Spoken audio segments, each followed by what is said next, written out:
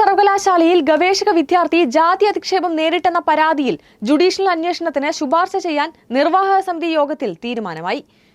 സർവകലാശാലയ്ക്കെതിരെ പരാതി ഉന്നയിച്ച വിദ്യാർത്ഥിയെ പിന്തുണച്ച് രംഗത്തുള്ള ഒരു സംഘടനകളും അവരുടെ ആവശ്യം സർവകലാശാലയെ അറിയിച്ചിട്ടില്ല.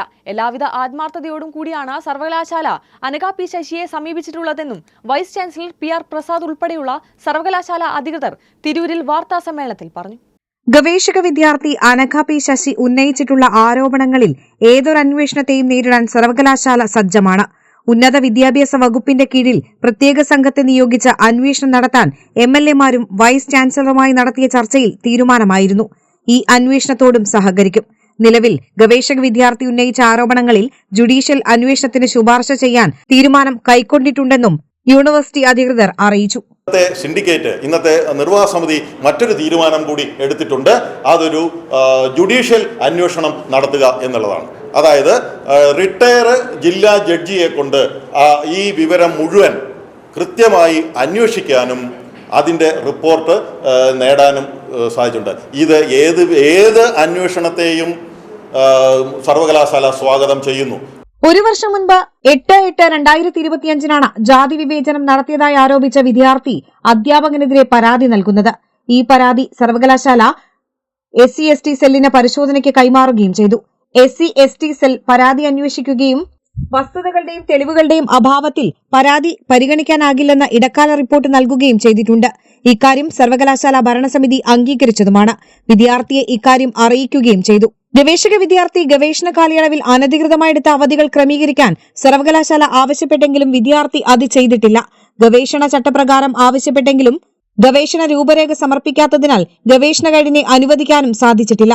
വൈകി സമർപ്പിച്ച ഗവേഷണ രൂപരേഖ അധ്യാപകന്റെ ഗവേഷണ മേഖലയിൽ ഉൾപ്പെടാത്തതിനാൽ സർവകലാശാലയ്ക്ക് പുറത്തുനിന്നുള്ള സഹമാർഗദർശിയുടെ സമ്മതപത്രവും ഈ വിഷയത്തിൽ ലാബ് സൌകര്യം ലഭ്യമല്ലാത്തതിനാൽ മറ്റൊരു ലാബിൽ നിന്നുള്ള സമ്മതപത്രവും സമർപ്പിച്ചാൽ ഡോക്ടറൽ കമ്മിറ്റി നടത്തി മാർഗദർശിയെ അനുവദിക്കാമെന്ന് നേരത്തെ സർവകലാശാല വിദ്യാർത്ഥിയെ അറിയിച്ച് കത്ത് നൽകിയിരുന്നു.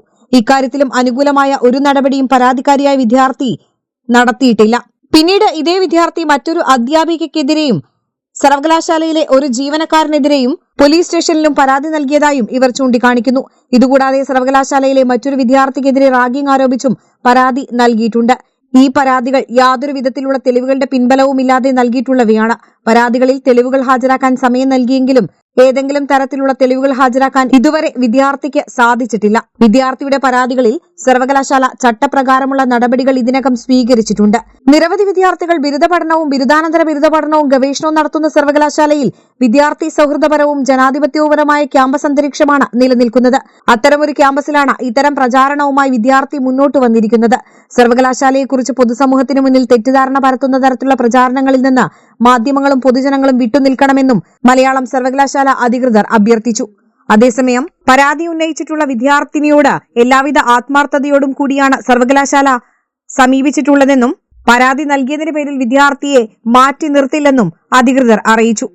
ഈ അനഘ ശശി എന്ന് പറയുന്ന ആ ഒരു ഗവേഷക യഥാർത്ഥത്തിൽ ആ ഗവേഷകയെ സംബന്ധിച്ചിടത്തോളം സർവകലാശാല ഏതൊരു ഗവേഷണ വിദ്യാർത്ഥിയെ സമീപിക്കുന്നത് എത്ര ആത്മാർത്ഥതയോടുകൂടിയാണോ ഏതൊരു സർവകലാശാല വരുന്ന കുട്ടിയെ സമീപിക്കുന്നത് അതേ ആത്മാർത്ഥതയോടുകൂടി തന്നെയാണ് ഇതുവരെ സമീപിച്ചിട്ടുള്ളത്, ഇപ്പോൾ സമീപിച്ചുകൊണ്ടിരിക്കുന്നതും. വൈസ് ചാൻസലർ PR പ്രസാദ്, സർവകലാശാല രജിസ്ട്രാർ ഉൾപ്പെടെയുള്ളവർ വാർത്താസമ്മേളനത്തിൽ പങ്കെടുത്തു.